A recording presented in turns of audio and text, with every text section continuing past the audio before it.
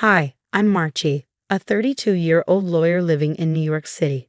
Before I get into my story, don't forget to like and subscribe for more wild tales from my life.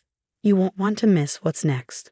So I'm sitting in my office, swamped with case files, when my phone buzzes. It's Derek, my boyfriend of 2 years, asking me to meet him at our favorite coffee shop. I had no idea my life was about to change. I arrive at the cafe and see Derek looking nervous but excited. He gets down on one knee, pulls out a ring, and says, "Marchi, will you marry me?" I'm speechless for a moment before I shout, "Yes." The whole cafe bursts into applause. A few weeks later, I meet Derek's family for the first time. His dad, Mike, is cool, but his mom, Karen, well, she's a handful. "So, Marchi," Karen says, looking me up and down. "Derek tells me you're a lawyer. Isn't that a bit stressful for a woman?" I force a smile and reply, "Actually, I find it really rewarding. I love helping people with their legal issues." Karen just hums, clearly not impressed. I can tell we're going to have problems. One day, while dress shopping with Karen and my best friend Samantha, things get tense. "I just think white may not be the most suitable color for you, dear," Karen says with a fake smile. I bite my tongue, but Samantha jumps in. "What exactly are you trying to say, Karen?" Karen just shrugs and says, "Oh, nothing. I just thought Marchi might want something more subtle." Later, over drinks, I vent to Samantha. "I don't know what to do, Sam. It feels like she's determined to hate me." Samantha takes a sip of her drink and asks, "Have you talked to Derek about it?" I sigh and say, "I've tried, but he just says she needs time to get used to me. He doesn't see how bad it is." Samantha leans in and says, "Girl, you need to stand up for yourself. Don't let her walk all over you." On my wedding day, I wake up with butterflies in my stomach. This is the day I've always dreamed of. My bridesmaids burst into the room with champagne, and we start getting ready. "You look stunning, Marchi," Samantha says, helping me into my dress.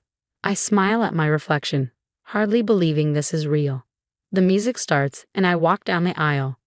Derek's eyes light up when he sees me, and for a moment, everything is perfect. The minister begins the ceremony, and we exchange loving glances as he speaks. Then he says, "If anyone has any reason why this couple shouldn't be married, speak now or forever hold your peace." Suddenly, a loud voice breaks the silence. I object. "This woman is already married," someone shouts, waving a paper in the air. "She's a bigamist." Gasps and murmurs spread through the crowd. I feel like I'm trapped in a nightmare. "What are you talking about?" I ask, my voice trembling. Karen marches up to the altar and hands the minister a piece of paper. "This is a marriage certificate. Marchi was married 3 years ago in Las Vegas to a man named Robert Johnson. She never divorced him." The minister examines the document, his brow furrowed. This appears to be authentic. I stare at the paper, shocked. "That's impossible. I've never been married. I've never even been to Las Vegas." Derek turns to me, his face filled with confusion and hurt. "Marchi, what's going on? Is this true?" "Of course not." I cry, tears forming in my eyes. "Derek, you have to believe me. This is a mistake." But I can see doubt creeping into his eyes. The whispers from the guests grow louder, and I can feel them staring at me. "I think we need to postpone this ceremony," the minister says solemnly. My maid of honor, Samantha, rushes to my side. "This is ridiculous. Marchi would never do something like this." But Karen is relentless. "The evidence is right there. She's been lying to all of us, especially you, Derek. I told you she wasn't good enough for this family." "I need some time to think," Derek says, walking away. "How could you keep this from me?" "I didn't keep anything from you," I plead, tears streaming down my face. "This is all the lie." I turn to Karen. "Why are you doing this?" Karen gives me a fake sympathetic look. "I'm just trying to protect my son from a deceitful woman." Samantha grabs my shoulders. "Marchi, listen to me. We're going to figure this out. This has to be a mistake or a setup." I nod numbly, still staring at the doors Derek just walked out of. How could this be happening? How could he not believe me? As the church empties, I'm left standing there in my wedding dress, surrounded by wilting flowers and discarded programs. The happiest day of my life has turned into a nightmare, and I have no idea how to fix it. Samantha hugs me tightly. "Come on, let's get you out of here. We'll get to the bottom of this, I promise." As we leave the church, I see Karen watching me with a smug smile. In that moment, I know this wasn't an accident. Somehow, she's behind this, and I'm going to prove it, no matter what it takes. The days after the wedding disaster are a blur of tears and sleepless nights. But as the shock fades, determination takes over. I'm not giving up without a fight. Sam, I need your help, I tell her. I'm telling you, we have to prove that marriage certificate is fake, I say, pacing around my living room. Samantha nods, her lawyer instincts kicking in. We'll need a professional for this. I know a guy. Mike. He's a private investigator and can dig deeper than we can. We meet Mike at a small rundown diner. He's all business, taking notes as we explain what happened. First things first, Mike says. We need to trace the origin of this certificate. I've got contacts in Vegas who can help. Days go by, and we slowly start putting the pieces together. Mike's contact confirms the marriage certificate is a forgery. But it's a really good one. We're looking for a pro, Mike explains. Someone with serious skills and access to the right equipment. Then, Samantha remembers something. Wait, didn't Karen mention a friend who could get anything done at that awkward family dinner? It's a long shot, but it's all we have. Mike works his magic, and soon we have a name. Jack Thompson, a local forger who's known for his skills. Tracking him down isn't easy, but Mike's persistence pays off. We finally find Jack in a shabby apartment on the outskirts of town. Inside, Jack is nervous, his eyes darting between us. I get straight to the point. We know you forged the marriage certificate for Karen. Prove it wasn't you, or we'll go to the authorities. Jack's face turns pale. Look, I didn't know what she was planning. She said it was for a prank. A prank? I say furious. She ruined my wedding. Jack quickly scrambles to his computer. I have proof. I record all my transactions just in case. He pulls up a video, and there's Karen, clear as day, handing him cash and telling him exactly what she wanted on the certificate. Mike steps in. We'll need you to transfer that to us, he says, his voice firm. Jack nods quickly. Take it, just don't turn me in, okay? As we leave, Samantha turns to me. This is huge, Marchie. But why would Karen go to such extremes? The answer comes as we dig deeper. Mike uncovers a pattern. A trail of forged documents and manipulated evidence, all tied to Derek's past relationships. Karen has been doing this for years. I'm horrified as I realize the truth. Anytime Derek got serious with someone, Karen found a way to ruin it.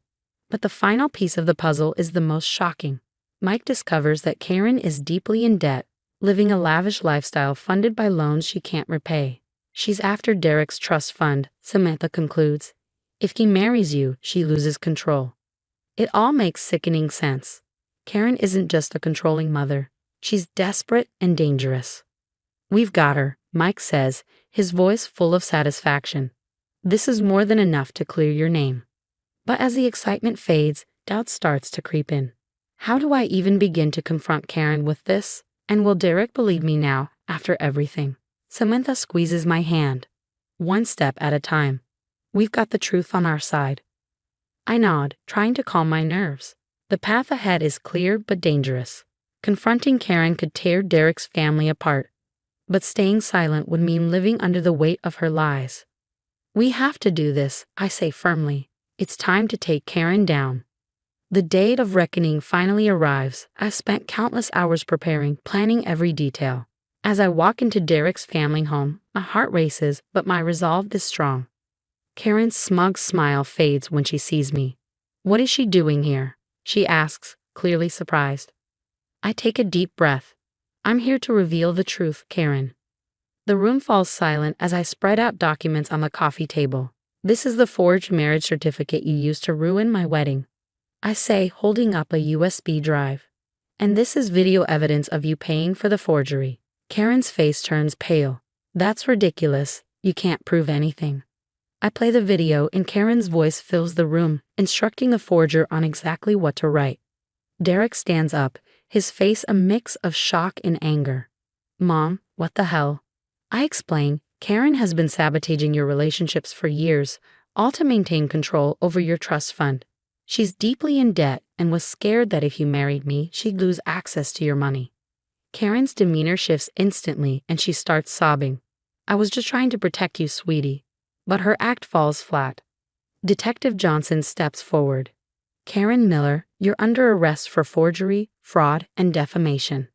As Karen is led away in handcuffs, Derek approaches me, his eyes filled with regret. Marchie, I'm so sorry. I should have believed you. Can you ever forgive me? I look at him, seeing the man I thought I'd marry. But that image quickly fades. I'm sorry, Derek, what now? You didn't trust me when it mattered most. That's not something I can forgive. I realize I can't just get over it. Derek nods, understanding but heartbroken. As I leave, I feel a weight lifting off my shoulders. It's finally over.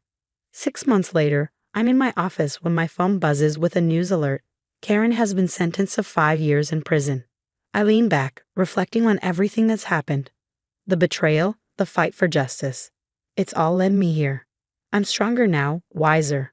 I've thrown myself into challenging legal cases and started mentoring young lawyers. As I look out at the city below, I smile. Karen thought she could break me, but she only made me unbreakable. I don't know what the future holds, but I'm ready for it. My phone rings, a new client. I answer with confidence, Mara speaking. How can I help you? As I listen to their story, that familiar fire ignites inside me. Another battle for justice, another chance to make things right. This is what I was meant to do, and I wouldn't have it any other way. That's the end of Marchie's story. Now, I want to hear from you. Was Marchie right to reject Derek's apology, or should she have given him a second chance? Is trust, once broken, truly impossible to repair in a relationship? Drop your thoughts in the comments and let's get a real discussion going about forgiveness, trust, and where we draw the line in relationships. If this story got you thinking, hit that like button and subscribe for more thought-provoking content. Your engagement helps keep these stories coming. See you in the next video.